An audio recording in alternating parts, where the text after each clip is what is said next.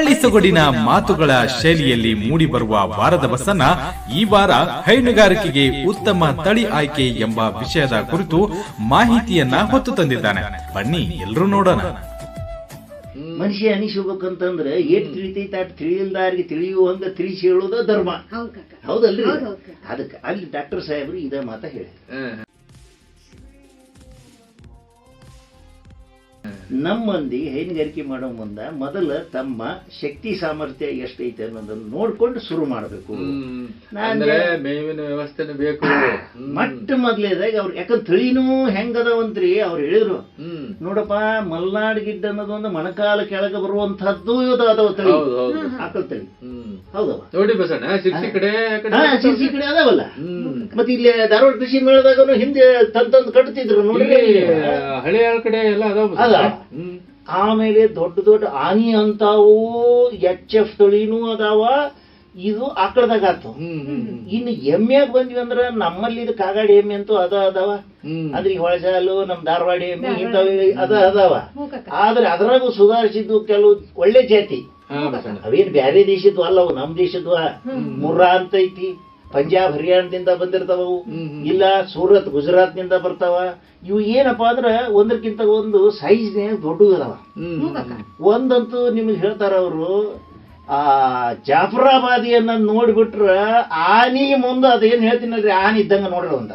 ನೋಡಪ್ಪ, ಹೈನುಗಾರಿಕೆನೆ ನೀವು ಉದ್ಯೋಗ ಅಥವಾ ಉಪ ಉದ್ಯೋಗ, ಕಸಬು ಅಥವಾ ಉಪ ಕಸಬು ಅಂತ ನೀವು ಪ್ರಾರಂಭ ಮಾಡೋದ ಕರೆವಾದ್ರೆ ಒಂದ್ ಸ್ವಲ್ಪ ಚಲೋ ಹಾಲು ಕೊಡುವಂತ ತಳಿನ ತಗೊಂಬರ್ರಿ. ಇಲ್ಲ, ಡಾಕ್ಟರ್ ಸಾಹೇಬ್ ಹೇಳೇ ಬಿಟ್ರಿ ಅದನ್ನ. ನೋಡಪ್ಪ, ಈಗ ಹಾಲು ಮಾರಿದ ಮ್ಯಾಗನ ಲಾಭ ಬಂದ್ರೆ ಅದಕ್ಕೆ ಉತ್ತಮ ಹೈನುಗಾರಿಕೆ ಅಂತ ಕರೀತಾರೆ. ಮಾರಾಕ್ ಹೋದಾಗ ಮಾರಾಟಕ್ಕೆ ನಾವು ಕೊಡುವಂತ ಹಾಲಿನೊಳಗಿರುವಂತ ಕೊಬ್ಬಿನಂಶ, ಆಮೇಲೆ ಕೊಬ್ಬಿಲ್ಲದ ಒಂದು SNF ಅಂತ ಇಂಗ್ಲಿಷ್ನಾಗ ಹೇಳ್ತಾರಂತ್ರಿ, ಅದಕ್ಕೆ ಕೊಬ್ಬಿಲ್ಲದ ಘನ ಪದಾರ್ಥ, ಅದು ಯಾವ್ದು ಜಾಸ್ತಿ ಇರ್ತೈತೋ ಅಂತ ಹಾಲಿಗೆ ರೇಟ್ ಫಿಕ್ಸ್ ಮಾಡ್ತಾರ. ಈಗ ನೀರಿನಿಂತ ಹಾಲು ಹೋದ್ರೆ ಮನೆ ಕಳಿಸ್ಬಿಡ್ತಾರ,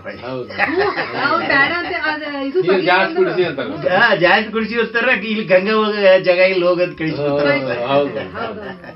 ಹೇಳ್ತಾರ. ಅದಕ್ಕೆ ಅವ್ರು ಏನಂದ್ರು, ಈಗ HF ತಳಿ ಆಕಳತ್ತು ದೊಡ್ಡ ಆಕಳ, ಚಲೋ ಆಕಳ, ನಮ್ಮಲ್ಲಿ ಇದಕ್ಕೆ ಹೊಂದಾಣಿಕೆ ಆಗತ್ತ.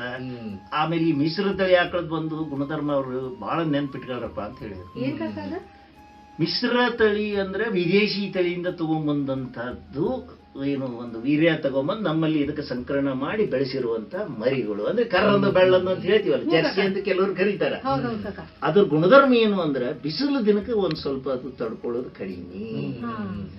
ನಾವು ಅಲ್ರಿ, ನಾವು ಮನುಷ್ಯರಾದ್ರೂ ವಿಚಾರ ಮಾಡ್ತೀವಿ. ಈಗ ಚಳಿ ಆದ್ರೆ ಸ್ವೆಟರ್ ಹಾಕೊಂತೀವಿ, ನಾಳೆ ಬ್ಯಾಸಿಗೆ ಬಂದ್ರೆ ಅಂಗಿ ಕಿತ್ತು ಹೋಗೋದು ಫ್ಯಾನ್ ಹಚ್ಕೊಂತೀವಿ, ಜಾಕ ಮಾಡ್ತೀವಿ. ದಿವ್ಸಕ್ಕೆ 2 ಸರಿ ಬಿಟ್ಟು 3 ಸರಿ ಜಾಕ ಮಾಡ್ತೀವಿ ನಾವು. ಅಂತಹದ್ದು ಆಕಳಿಗೆ ಅದಕ್ಕೂ ಮೈಯಾಗ ಉಷ್ಣಾಂಶ ತಡೆಯೋದಿಲ್ಲಪ್ಪ, ಉಷ್ಣತಾಮಾನ ತಡ್ಕೊಳಕ್ ಆಗೋದಿಲ್ಲ ಅಂದ್ರೆ ಅದನ್ನ ತಂಪು ಮಾಡೋದ್ ಕಡೆ ಯಾಕೆ ವಿಚಾರ ಮಾಡಬಾರ್ದು ನಾವು? ಮಾಡ್ಬೇಕಾಗತ್ತಂತೆ. ಅವ್ರು ಹೇಳಿದ್ ಡಾಕ್ಟರ್ ಸಾಹೇಬ್ರು ಹೇಳಿದ್ದು, ಮೊದಲ ಈಗೇನು ಕೊಟ್ಟಿಗೆ ಅಥವಾ ದಂಧಕ್ಕೆ ಅಂತಾರಲ್ಲ, ಅದನ್ನ ಬಹಳ ಎತ್ತರದಾಗ ಕಟ್ಬೇಕಂತ್ರಿ. ಇಲ್ಲೇ ನಾವು ಇನ್ನೊಂದ್ ನೆನಪಿಡ್ಬೇಕು ತಂಗ್ಯವ, ಅದ ನೀರಾಗ ದನ ತೊಳೆದ್ನೆ, ಅದ ನೀರಾಗ ದನ ಸೆಗಣಿ ಹಾಕ್ತು, ಅದ ನೀರಾಗ ಉಚ್ಚಿ ಹೋಯ್ತದು, ಅದ ನೀರಾಗ ನಾವು ಅರಿವಿ ಹೋಗದ್ವಿ, ಅದ ನೀರಾಗ ನಾವು ಜಳಕ ಮಾಡಿದ್ವಿ, ಮತ್ತ ಅದ ನೀರ ಕುಡಿಯಾಕ ಒಯ್ಯದಂದ್ರ ಅದು ಕೆಟ್ಟ ನೋಡವ. ಅವಕ್ಕೂ ಆದಟ್ಟು ಸ್ವಚ್ಛ ನೀರ ಕುಡಿಸ್ಬೇಕ್ರಿ. ಆಮೇಲೆ ಇನ್ನೊಂದು ದನದ್ದು ಬಾಳ ಚಂದ ಹೇಳಿದ್ರಿ ಅವ್ರು, ಎಲ್ಲಿ ಸೆಗಣಿ ವಾಸನೆ ಬರುತ್ತ ಅಂತ ಮೇವು ದನ ಮುಟ್ಟಂಗೆ ಇಲ್ಲಂತ್ರಿ. ವಾಸನೆಗೆ ಹೆಂಗ್ ಮಾಡ್ಬಿಡ್ತಾವಂತೀರ ಅವು. ಅದು ಹೆಂಗಪ್ಪ ಅಂತಂದ್ರ ಅದು ಮನುಷ್ಯರಿಗೆ ಹೆಂಗ ತಮ್ದು ವಿಸರ್ಜನೆ ಮಾಡಿದ್ದು ಇದನ್ನ ಮೂಗು ಮುಚ್ಕೊಂಡು ಹೋಗ್ತಾರ, ಹಂಗ ದನ ಸಹಿತ ತಮ್ದು ಸೆಗಣಿ ಬಿದ್ದದ್ದು ಮೇವು ಸಹಿತ ಮುಟ್ಟಂಗಿಲ್ಲ. ಹಂಗ ಅದಕ್ಕೆ ಏನೈತಿ, ಇಲ್ಲೇ ಇದ್ರದ್ದು ಇಷ್ಟು ಮುಂಜಾಗ್ರತೆ ತಕೊಂಡ್ಬಿಟ್ರ ಈ HF ತಳಿದ್ ಮಾತ್ರ ಆಕಳ ಬೆಸ್ಟ್. ಆದ್ರೆ ಇದ್ರದ್ದು ಹಾಲಿನ ಪ್ರಮಾಣ ಮಾತ್ರ ಬಹಳ 15ರಿಂದ 20 ಲೀಟರ್ ದಿನಕ್ಕೆ ಅಂದಾಜಿನ ಮ್ಯಾಗ ಎವರೇಜ್ ಸರಾಸರಿ ಕೊಡ್ತೈತಿ.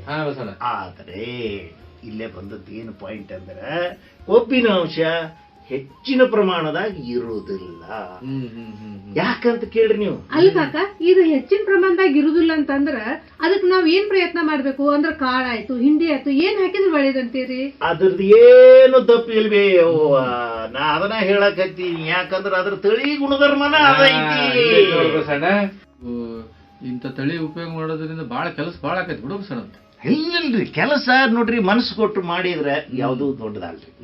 ಮತ್ ನಾ ಕಷ್ಟಪಡ್ಲಾರ್ದನ್ನ ಮಾಡ್ತೀನಿ ಅಂದ್ರೆ ಅಂತವಂಗ ನಾ ಮೊದ್ಲೇ ನಾ ಸ್ಪಷ್ಟ ಹೇಳ್ತೀನಿ. ಅವ್ರು ಡಾಕ್ಟರ್ ಸಾಹೇಬ್ರು ಹೇಳಿದ್ದೆ ನಾ ಹೇಳಕತ್ತೀನಿ ಹೊಳ್ಳಿ. ಬೆಳೆ ಬಿಸಿ ಡಾಕ್ಟರ್ ಇದನ್ನ ಹೇಳ್ತಾರೆ. ಯಾವಂಗ ಸೆಗಣಿ ಕಸ ಬೆಳೆಯಕ್ ಮನಸ್ಸಿಲ್ಲ, ಯಾವಂಗ ಕಷ್ಟಪಟ್ಟು ನಸಿನ್ಯಾಗ ಎದ್ದು ದನದ ಚಾಕರಿ ಮಾಡಕ್ ಆಗೋದಿಲ್ಲ, ಯಾವಂಗ ದನ ಕಾಯೋರು ಬರ್ಲಿಲ್ಲ ಅಂದ್ರೂ ತಾನ ಮಾಡ್ತೀನಿ ಅನ್ನೋ ಧೈರ್ಯ ಇರ್ತೈತೋ ಅವ ಮಾತ್ರ ಹೈನುಗಾರಿಕೆನ ಮಾಡಲಿಕ್ಕೆ ಸಾಧ್ಯ ಐತಿ. ಮಾಡಿ ಅದ್ರಾಗ ಜಯ ಗಳಿಸಬಹುದು. ಆಮೇಲೆ ಇನ್ನೂ ಒಂದು ಸೇರ್ಸಿದ್ರಿ, ನಾ ಈ ಪ್ರಸಂಗ ಬಂತಂತ ಹೇಳೇ ಬಿಡ್ತೀನಿ. ಹೈನುಗಾರಿಕೆ ಅನ್ನೋದು ಎಂತದೈಪ ಉದ್ಯೋಗ.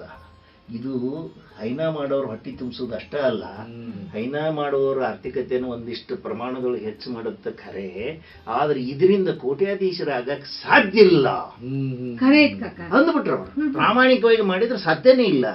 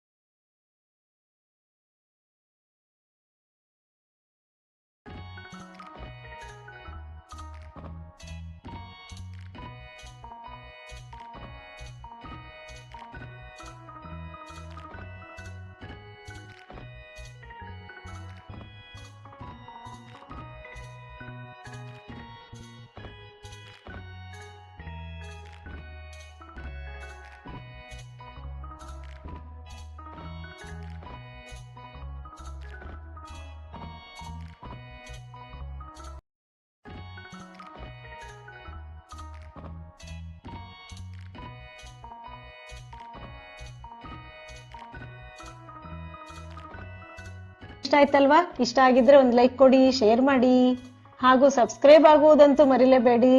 ಎಲ್ಲರಿಗೂ ಧನ್ಯವಾದಗಳು.